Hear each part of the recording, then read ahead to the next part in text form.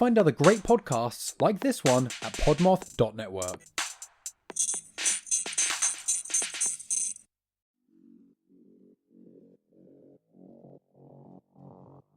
Hello, like mother, like murder listeners. I am Rachel. And I'm Heather. We are the hosts of Like Mother, Like Murder. We bring you the good, the badass, and the crime.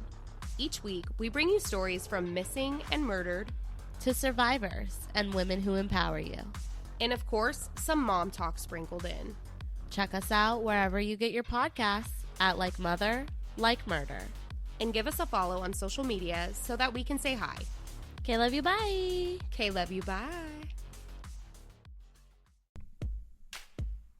Welcome to the Getting Down and Wordy podcast ad. What do we do on this podcast? Well, it's the first Edda musical podcast. Can you try that again in real words so that people can understand? Fine. We talk about the intersection of popular music and language. Oh, can we also talk about Eurovision? Okay. Find us on Apple and Spotify. We are a Podmoth Network podcast. Welcome to the Brutal, Bizarre, and Boozy podcast. I'm Deklan, the son. And I'm Jane, the mom. This is the podcast where we talk about brutal crimes, bizarre occurrences, and get you drunk with cocktails themed around one of our stories. To lighten things up, we'd like to end our time with a chaser. Please keep in mind some of our stories might be upsetting to young or sensitive ears. We love hearing from our listeners, so feel free to contact us by email or social media. You can find our contact info in the show notes for this episode.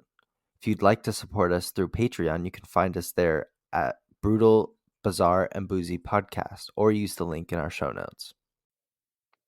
Welcome back, everybody. Thanks for joining us once again for another Brutal, Bizarre, and Boozy episode. Hi, friends. What story do you have for us today, Mom? Well, I have another syndrome for you. Last week I did the exploding. There's no gore in this one. It's fine. There's not going to be any grossy stuff. Okay. I promise. It's not gross. Okay. It's interesting. What story do you have for us today? This week I have the story of Mary Ellen Samuels, also known as the Green Widow. Awesome. And to go with it, I have the Green Widow cocktail. Yay. I just had to pick it because the name was spot on, but For sure. For sure. the weird part is I looked up this cocktail and there was 3 different recipes that I saw, like 2 or 3. One of them is 2 parts blue curacao, 3 parts orange juice. That sounds gross to me, so I didn't make that. Agreed. But then when you scroll down, there's another one, and it's 2 ounces of vodka, 1 ounce of apple liqueur. I used green sour apple de Coopers. Squeeze in half the juice of a lime, add a splash of simple syrup, shake in your cocktail shaker for about 10 seconds, and strain into a chilled iced glass. So that's the cocktail we made today, and let's give it a try. All right, let's go. Oh, it tastes like a sour apple Jolly Rancher. It's so good. Kind of. I think I needed more simple syrup in mine. Mine is more green than yours is. Yeah. I think. It's not Yours very is like green a at pale all. white. It's very, it's a very light shade of green. I don't think I like it. I like it. It tastes like candy. I wanted to like it, but I don't think I like it. It's a little medicinal. Mine tastes like candy. I don't know where you're getting medicinal from. How much simple did you put in yours? I have like a squeeze, like the old ketchup style bottles. Yeah. I just did like 1 squeeze. I just So had not a lot. I poured it in. Not a ton. I need more in mine. Okay. Let's go for this story. Okay. I think I know a little bit about this story because I think I know where you got the inspiration from. to do this story? I don't remember where I got it. And I think I heard it on the Bonfire radio No. show. I'm not I sure, though. I don't think really remember. you heard it on Armchair Anonymous, the episode of Jury Duty, because that's where I heard it. Oh, you're right. You're right. And I looked it up and I was like, I'm going to do this. And then I saw your drink and I was like, oh, you're doing it. It was hard to find information for it. Like, oh, I bet. There wasn't like a solid article about it. So that it took me a while to figure it out. Well, it's older. Let's talk about it. So, yeah. Yeah.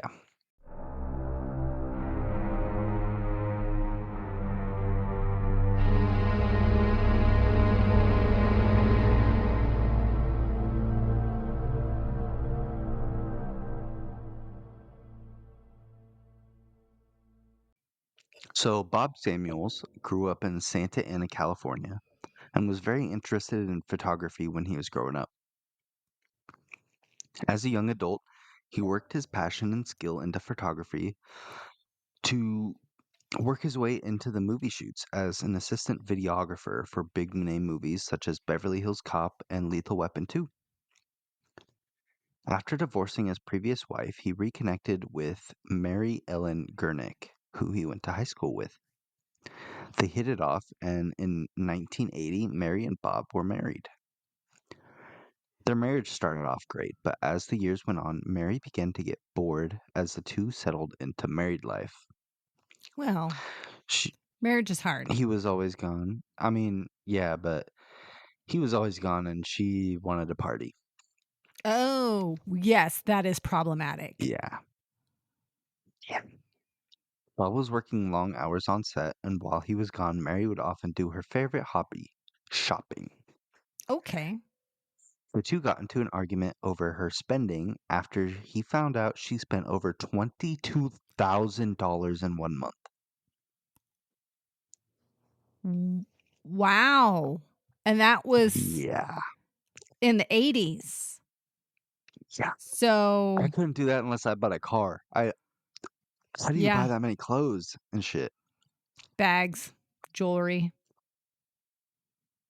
True, I guess Chanel bags aren't cheap, but no. Mary's boredom would eventually lead her to going out and meeting men. During their marriage, she had several boyfriends, which Bob found out about, leading to them breaking up several times. However, Mary always lured Bob back into her grasps. Bob realized she needed something to keep her busy, in particular, a job. Mary was unemployed. Yeah. So Bob franchised a Subway in San Fernando Valley in the hopes that Mary would run it and that would keep her busy, stop her from spending his money and fucking other dudes. No. But Mary had other ideas. No. When Mary was at the Subway, it would frequently get robbed. What? But Mary wouldn't want to get police involved. In reality, Mary was using the stolen money from the robbery to buy cocaine in the store. Holy shit. Okay. Yeah. So this place would get did not expect this. Theoretically robbed. And then she would use the money that was stolen to buy cocaine. Okay. Well, yeah. Interesting. Didn't expect that Mary coming. She had a 16-year-old daughter named Nicole, who she would bring partying with her, getting her into nightclubs and bars as well as Nicole's friends. Yuck. So after 6 years together, Bob and Mary separated. Kind of. They didn't get divorced, but they were living in different places. And Bob was supporting her. But they'd done this before, right? Like broken up and then got back together. Yeah, they kind of. Okay. Yeah, it wasn't a. She must be magical. Marriage. That's what I'll say. Yeah. So he continued to support her financially, paying for her apartment and all her shit, basically. But that's nice. In 1988, after 2 years of Bob supporting Mary, Bob decided he wanted to divorce her, which makes sense. I'm surprised it took him 2 years, but Yes. Mary hated the idea of being a divorcee, so she hatched a plan. Mary partied all the time, and in doing so met a lot of shady characters. She would tell the shady men she met about Bob and her predicament in hopes of finding a hitman. Okay. I love it. Yes. This proved harder than she thought, so she recruited her 16-year-old daughter to help her find a hitman. Oh, don't do that. Yeah, what the fuck? Don't take your 16-year-old partying with you at clubs, and don't recruit her to Don't ask her find to you a find hitman. someone to kill her dad. Yeah. That's bullshit. That poor kid. While out of the bar one night, Nicole met drug dealer Jimmy Bernstein. Jimmy fell in love with Nicole, and the two got engaged. However, just like her mother, Nicole was seeing other people as well and had a second fiance. Wow. Nicole would switch her rings depending on who she was hanging out with. I just find that so Okay. funny. That's something a 16-year-old. I shouldn't That's say that. insane. That's something I think honestly a lot of people would do if they were I cheaters. see you next Tuesday. So, yes. Yes, exactly. Oh, good Lord. Good Lord. So Mary met Jimmy and started spinning a tale to him. She told Jimmy that Bob was abusive to her and Nicole, and that Bob had been abusing Nicole since she was a kid. Oh, This enraged not Jimmy, and so he okay. started coming up with a plan to kill Bob. Gross. December 7th, 1988, Bob got home after work and hopped right into the shower. Jimmy and a friend broke into the house while he was showering, and when Bob walked out of the bathroom, one of them hit Bob with the butt of a shotgun, knocking him out. No. They put a pillow over his head and shot him point blank with the shotgun before leaving the house. To appear innocent, Mary kept calling Bob and leaving voicemails about how she wanted to get back together with him. She asked Jimmy to make it look like a robbery, but he didn't do that, so Mary took it into her own hands. Her and Nicole went to the house and threw open drawers, marked up the door with a crowbar, and trashed the place. But what they didn't do is steal anything valuable. Good Lord. So, several days later, Mary called the police to report Bob's murder. She claimed she was calling him over and over with no response, so she stopped by, and that's when she found him. When detectives arrived, they thought something seemed off because no valuables were taken. Right. Even though they made it look like a robbery had happened. Okay. If you're gonna make it look like a robbery, take some of the shit out. Especially if it's worth. Yeah. Take the TV. Rolex, a watch, Okay. All right. Well, back in the day, you couldn't really take a TV because in the 80s, TVs were weighed big. 800 pounds. Yeah. Yeah. She's not taking a TV, but she could have taken jewelry. Watches, jewelry. Yeah. Like the wallet, maybe. Yeah. Something. Good Lord. The police interrogated Mary and let her go, but she couldn't keep the act up for long. At Bob's funeral, she seemed almost jovial, and Bob's family picked up on this. I don't like this lady. Since Bob never officially divorced Mary, she inherited over $500,000 from his life insurance policy and the Subway store. Oh. And she moved right back into his house. Well, of course. She didn't even clean the blood off the hallway floor. She just threw a rug over the stains. Okay. This bitch. This bitch exactly. I've got a lot of problems with her, but that's the biggest one. Like, are you kidding me? Clean that shit up. 500,000. Just fucking call for a carpet cleaner. Like, yeah. Oh. Gross. So Jimmy had realized that he had been used by Mary, so he threatened to call the police on her. Oh my. Mary decided that since her first plan worked out, she'd try it again, this time on Jimmy, to sew up her loose ends. Oh my God. Mary met Paul Okay. Gall, which, what a name. Yeah. His parents did him a disservice. Fofos I'm sipping. Not Paul Wall, Paul Gall. Oh, terrible. So Paul's brother had died from a drug overdose, and Paul's girlfriend had apparently owed Mary some money. Paul had mentioned that he believed all drug dealers should die, which Jimmy was a drug dealer. Okay. So Mary was able to manipulate Paul and his girlfriend into killing Jimmy, sorry. Paul and his friend Daryl hatched a plan with Jimmy to go and steal some drugs from a nearby drug dealer. Paul was the driver, Jimmy was in shotgun, and Daryl sits in the back. On the way to the fake robbery, Daryl started to strangle Jimmy from the back seat. Okay. Jimmy is able to get out of the car and starts running, but the two men catch up to him. They beat him, strangle him, and throw his body over a ravine before returning back to Mary's house. Wow. Over a month later, Jimmy's body was found, and the police decided to check his house.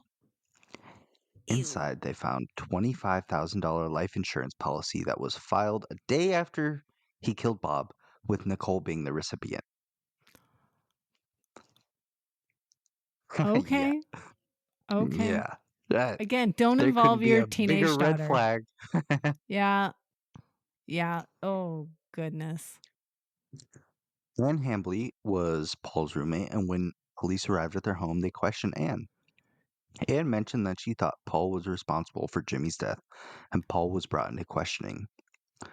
Police threw the books at him, so they came to a deal, and Paul immediately gave up Ann.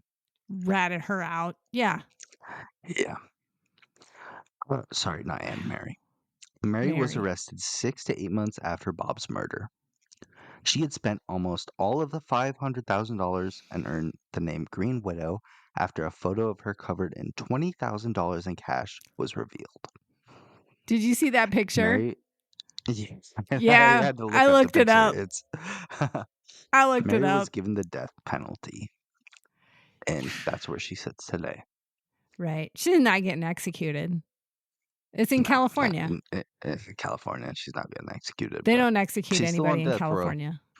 Yeah. She's on life row. She's just hanging out. Yeah, she's gonna see you next Tuesday. That's for sure. Wow. My goodness. Horrible woman.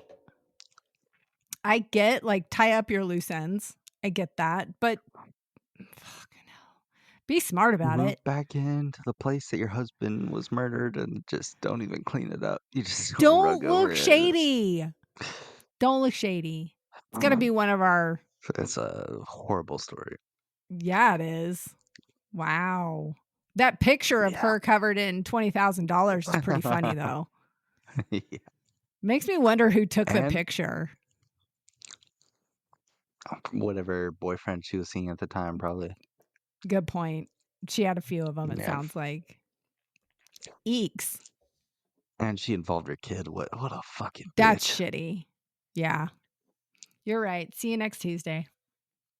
All right, let's hear your story, Mom.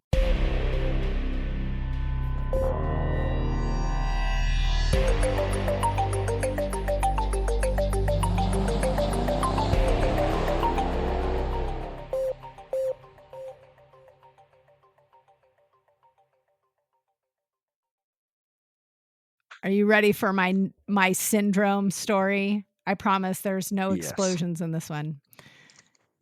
You might have heard about people who have amazing gifts for art or music or with numbers. They are often referred to as savants. Oh. What's that? I said autism. A lot of times, yes. Okay. Generally, people that are considered savants typically have their gifts and abilities from early childhood, and often have a deficit in another area, like an intellectual or a social impairment. Many of them have been diagnosed with some level of autism, like you mentioned. So if you're I'm an super asshole. gifted in one thing, sometimes you have less skill in another, essentially is what the concept is. But did you know that some people gain their savant skills as adults after they have suffered a head injury? Really? Yes. These are referred to as acquired savants, and they didn't have their abilities before the injury. I just have to So, say, like, t TBIs are so interesting to me, like, because yes, we don't really know we don't have a way to detect them other how than severe if they you're are. documented, like, getting Right. hit in the head, but the there's a lot of weird things that can happen after TBIs, like, Yeah. it okay, I'm And excited to hear about what you're some gonna of tell us. these are physical trauma, but sometimes, like all the stories that I'm going to tell you today are physical trauma. Um, but there are some cases where acquired savant syndrome happened in people that had dementia.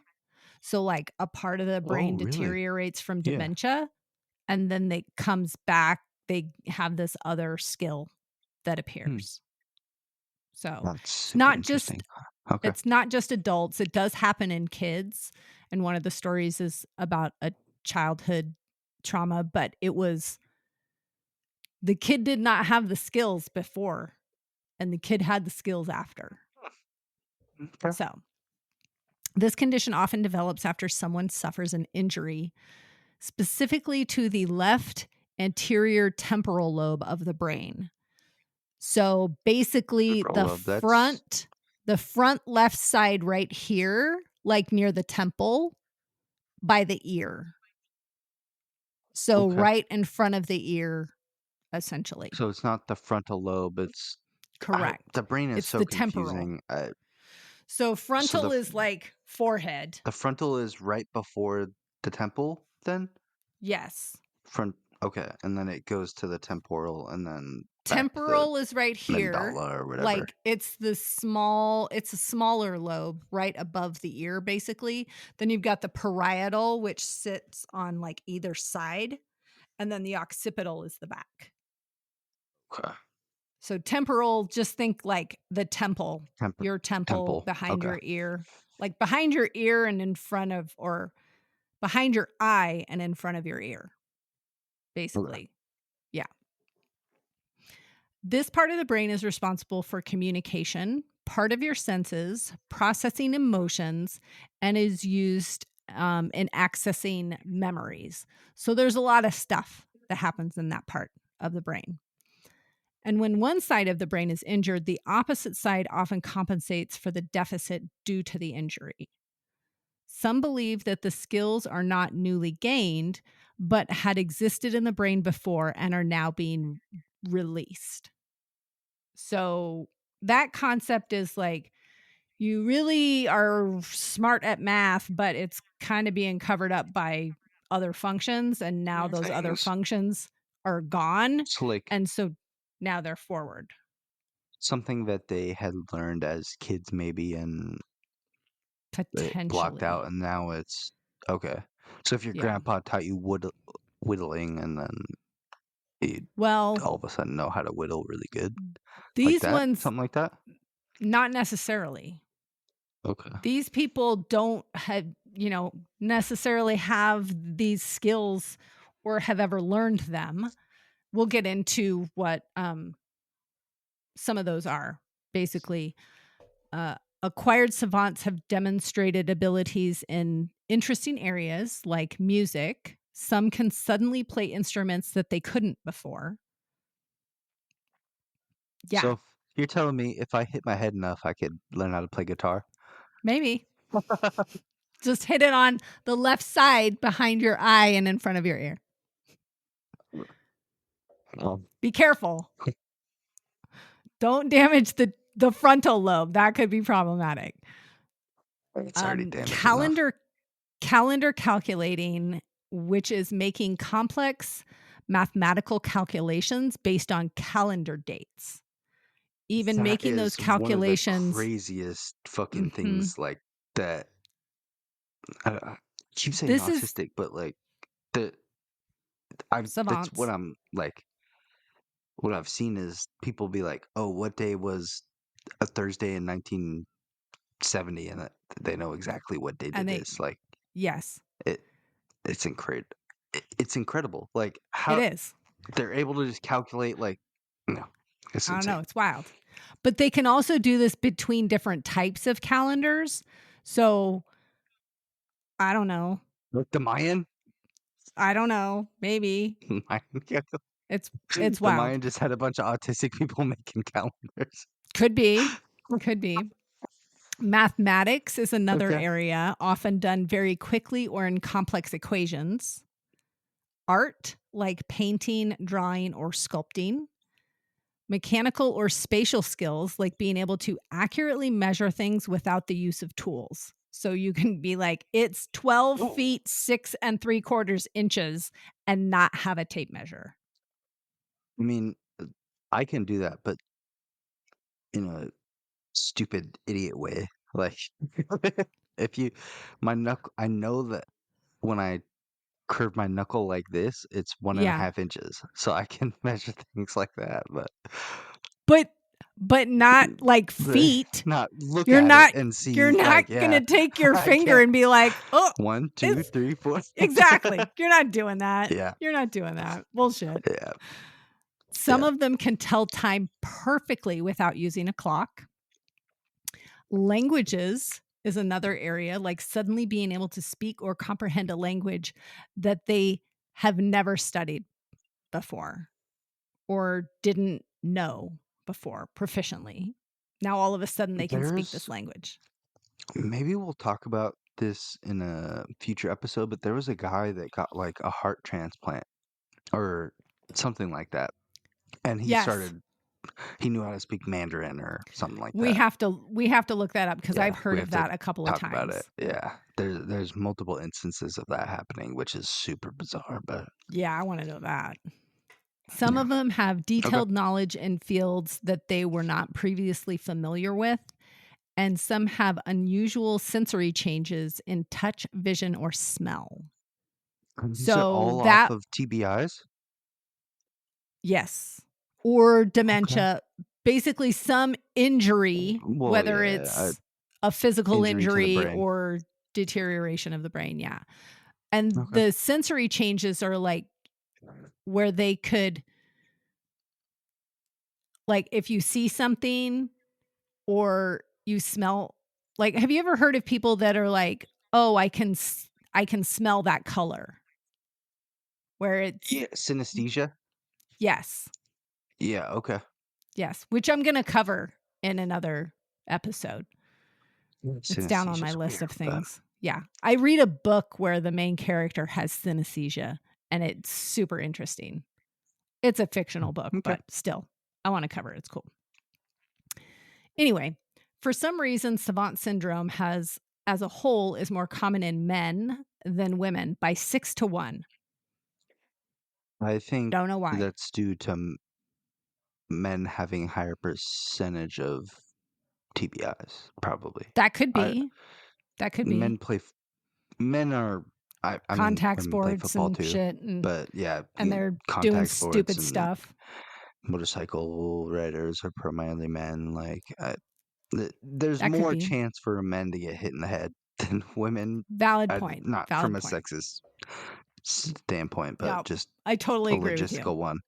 But like, Yes. yeah, I definitely have some TBIs from playing football. So Yes. It makes sense. yeah. Acquired Savant syndrome is the same way, but a little bit less. So Savant syndrome is 6 to 1, but acquired Savant syndrome is not quite 6 to 1. It's like 5 and some change or 4 and some change to 1. The actual number of acquired Savant, what? So 5 in 1 people that have had TBIs get Savant syndrome? Is that what you're saying?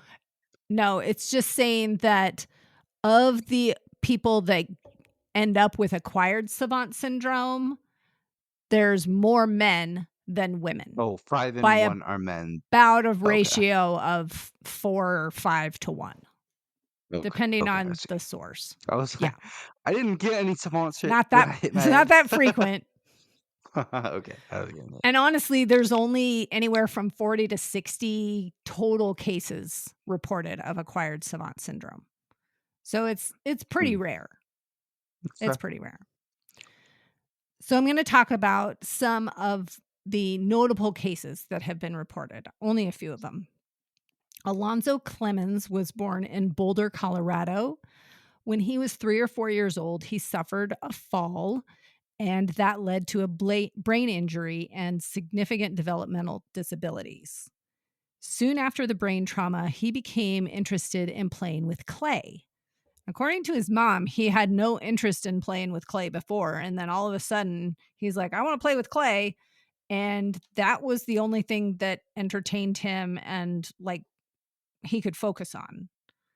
Although he could barely speak and couldn't read or write, he could work clay with amazing detail, sculpting not only clay, but also other things like butter or lard when he couldn't get clay. I just want to say, I think it's super cool that, like, I follow a bunch of, like, pottery people online, and they can just go in their backyard and be like, oh, this is clay. I'm going to take it home and dry it up, and it's red clay or it's yellow clay. Like, I think that's super cool. They make cool. shit with it.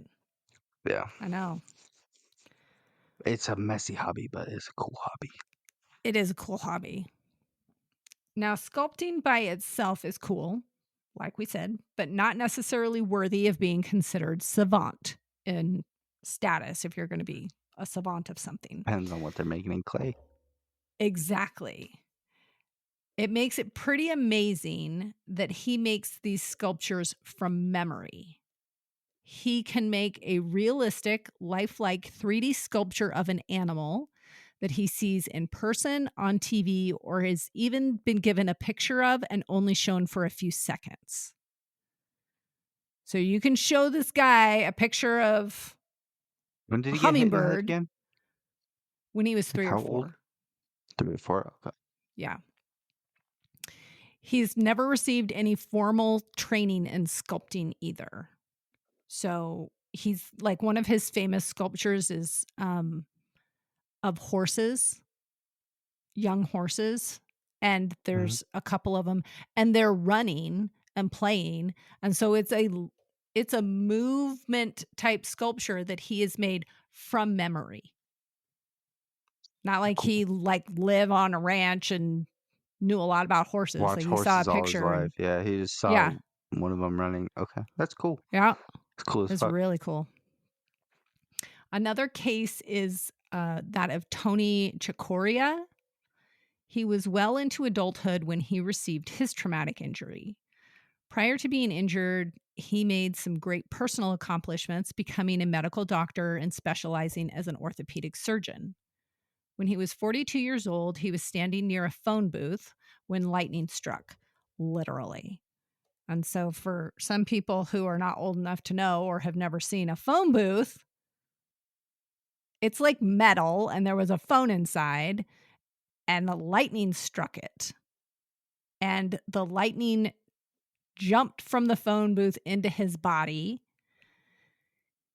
You mentioned near-death experiences. He had a near-death experience and saw his body from above. He saw his body on the ground surrounded by a bluish-white light. So throwback to episode 77 when we talked about near-death experiences. If you haven't listened to that one, feel free to go back. And we talked specifically about some of the common things that people see in near-death experiences. And often one of those is their own body. Thankfully, the next person in line for the phone was a nurse, and she provided Tony with CPR, likely saving his life. After the accident, he started having memory problems and lack of energy. Tests showed no abnormalities, and his symptoms eventually went away, but then he developed a huge interest in piano music. He didn't want to just listen to it, he wanted to play it.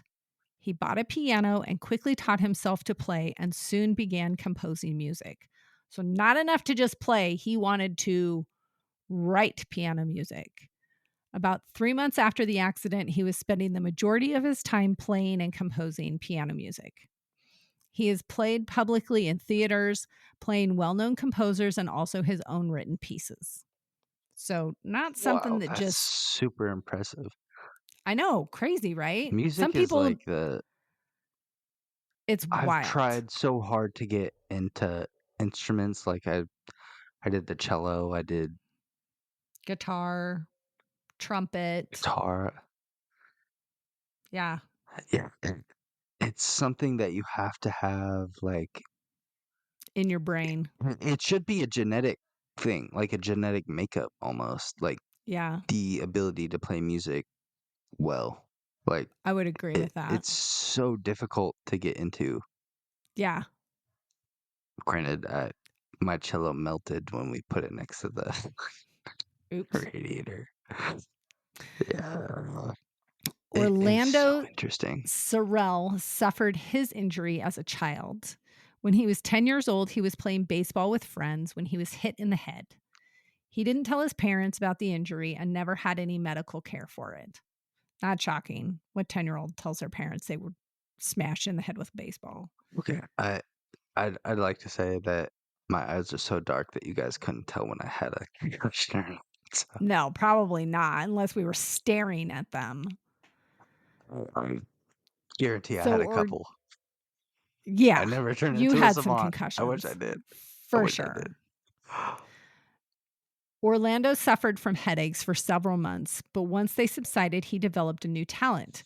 He could suddenly perform calendar calculations with the ability to complete complex math equations and conversions between different types of calendars. He also demonstrated remarkable memory, being able to recall not only the weather on any given day, but also what he was doing and where he was on that day. He was a literal Rain Man. I would freaking hate that. He's the Rain Man. He knows when the rain's coming. I don't like it. I would hate so that skill. Funny. Oh my God. A lesser known case was from Croatia. The person's name was withheld for her privacy as it happened to a child. We do know that it was a 13-year-old who had fallen into a coma, although I don't know why she was in a coma, but she was in a coma for about 24 hours. When she woke up, she could no longer speak her native language. Instead, she could speak and understand German, which I don't know how different that's weird. those languages are. I think they might be. Can't speak her normal language? Yeah. That's so weird. Right? It's not that she added it just swapped? That's weird. Yeah. So weird. Before her coma, she had been studying German, but was by no means fluent in it. After the coma, she couldn't understand Croatian. Or, I'm sorry, she could understand it, but she could no longer speak it. She could understand and speak German. She needed a translator to help her communicate with her family and healthcare providers. So, I have a question for you. If you ended up with a TBI in the right spot and you got acquired savant syndrome, what skill would you want to have?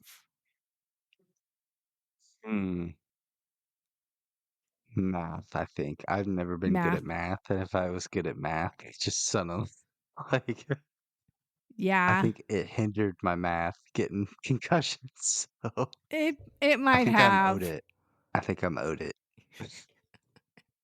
In the universe. What about in you? the universe. I think I would want, honestly, I think I would want music? language.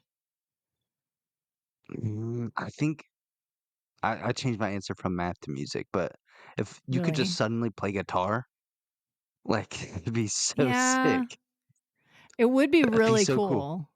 Just I'm your mama, I'm your daddy, I'm your sister.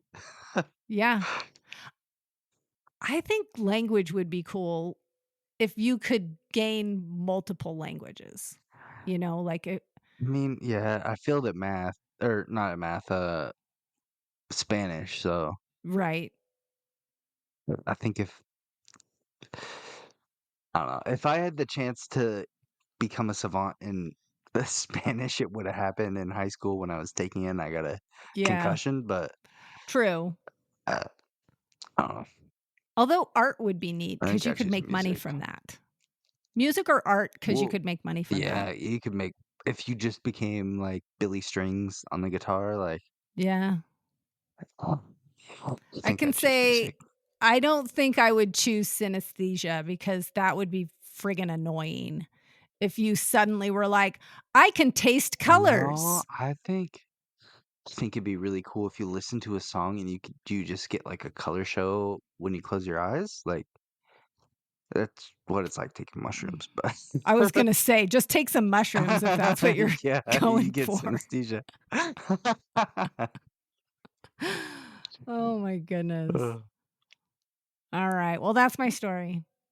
All about acquired savant syndrome. That's Do you have a super chaser for us? interesting.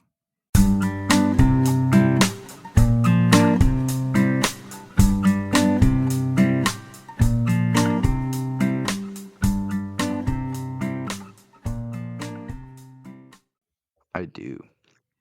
So my chaser is a podcast recommendation called Jim Norton Can't Save You. And you might have heard of Okay. Jim Norton. He's Yeah. The comedian, he's right? a well-known comedian, and he used to do like a bunch of radio shows. He used to work with Sirius XM, but Okay. he does a podcast. He got fired from Sirius, and now he started a podcast where he accepts like call-ins, and he has some Okay. comedic guests like from Tim Dillon, Tony Hinchcliffe, Ali Sadiq, like a bunch of comedians he has on his show, and he'll accept live call-ins, and it's just people asking like for advice, and he just gives them like very comedically funny advice, but not the best Okay. advice. So I love the style of show where it's like call in for advice because I like listening Is it, to what what's the other one? There's he another one with an actor that's a oh call-in for oh advice. And I listened to that with one for a Gareth while. Reynolds and Yes. yeah, I Jake. can't remember the other dude. Jake Johnson. Yeah. I want to say, yeah. This is so much better because Jim Norton's a real comedian, so he makes everything Yes. funny, and he's so quick, like with his quips. So Right. it's worth a watch. Like, Okay. Time out for 1 he's so second. fucking funny. Okay. Time out for 1 second.